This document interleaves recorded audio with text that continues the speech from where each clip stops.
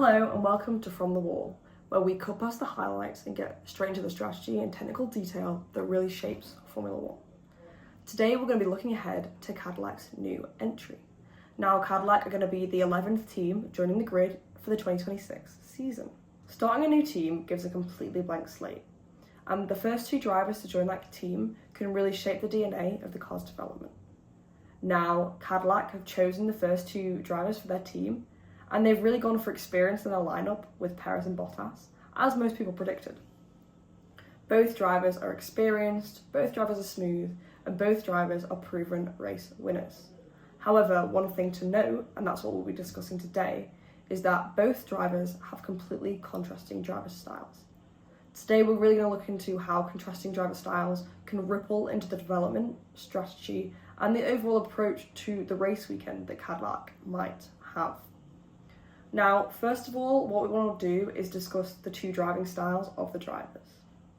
Focusing on Perez, Perez is a driver that really thrives on street circuits, especially ones with really heavy traction zones. We're thinking Baku, Monaco, we're thinking Saudi Arabia. This is because Perez is a smooth-understeer driver.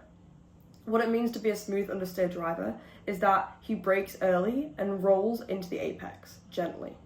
As he gets to the apex, he really gently puts his foot on the throttle and accelerates a lot earlier than most others will do when turning into a corner. This is because he's really focusing on the exit of his corners. And this style of driving is super gentle on the tyres, especially the front tyres. That's what earned Perez the nickname Tyre Whisperer. He's really good at opening up long stints. However, where this driver style kind of comes unstuck is in qualifying, where the gentle style on the tyres can kind of struggle to wake them up for that open lap during qualifying. In car development, Perez really prefers just a tiny little bit of understeer in his car, really predictable rotation into the corner and stability in the middle of the corner. This has quite a contrast to Bottas, who's a smooth-oversteer driver. This means he kind of likes the rear to flick out a little bit as he turns into the corner. It allows him to rotate quickly and point his car towards the apex, and this lets him maintain a really high minimum speed for his corners. This style of driving is super quick, especially in a one-lap race like qualifying. However, it can have quite high tyre degradation, especially on the rear tyres, which means in longer stints, he might be slow overall. Lots of teams in Formula One battle with drivers having different driver styles and contrasting synergies like Perez and Bottas might. However, many teams already on the Formula One grid have more stability in the development of their cars. They know what's working for them, and they normally have a main driver to which they can focus development on when contrasts come up.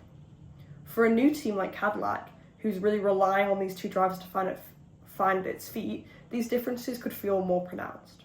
First of all, we can kind of think of the positives for Cadillac and where this might work. In two experienced drivers, they really have the best of both worlds in terms of car strategy. The understeer driver can really open up long stint options, potentially one-stoppers or at least fewer pit stops.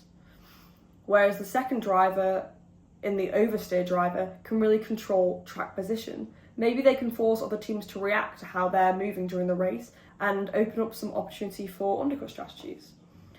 This is kind of allowing the strategists to split strategies between the two drivers really easily, which can maximize the outcome. Especially for a new team that doesn't know what's best for it, covering all bases can really allow them to learn quicker. Where the teams might find the contrasting driver styles a bit sticky will be in the car's development. Perez, our understeer driver, is going to be saying to his engineer, "Give me predictability, give me stability." Whereas Bottas, our oversteer driver, is going to be saying, "Sharpen the front end, make the car rotate faster." This can pull the car in opposite directions, like we saw at Red Bull in the 2023 season with Perez and Max. The car was being overdeveloped towards Max's driving style, and Perez really struggled to adapt to how the car was moving. If a team can manage the inputs of both drivers, you can end up with a really wide range of feedback and a really well-rounded car. However, this chance to accelerate the learning curve with two different sides of the garages, focusing on different sections of the race weekend, whilst opening up the chance for a more well-developed car across the weekend, could also have strategy implications. The two sides of the garage might not be able to learn from each other as well, might not be able to execute the same strategies in the same way, and this can really cause an overstretch for the teams. Now, what can we expect from Cadillac next season when it comes to these two driving styles? Well, if they manage the inputs well, they could have a really well-rounded car with learning accelerated and development accelerated very quickly. However, if they don't, they could fall into the Red Bull trap, where the car can only really be unlocked by one driver and the other driver lags behind massively. We don't really know which way this is going to go, but I'm pretty excited to find out. That's all from the Wall today. If you enjoyed this, please leave a comment down below asking your questions, and subscribe and share this with your friends who are F1 fans.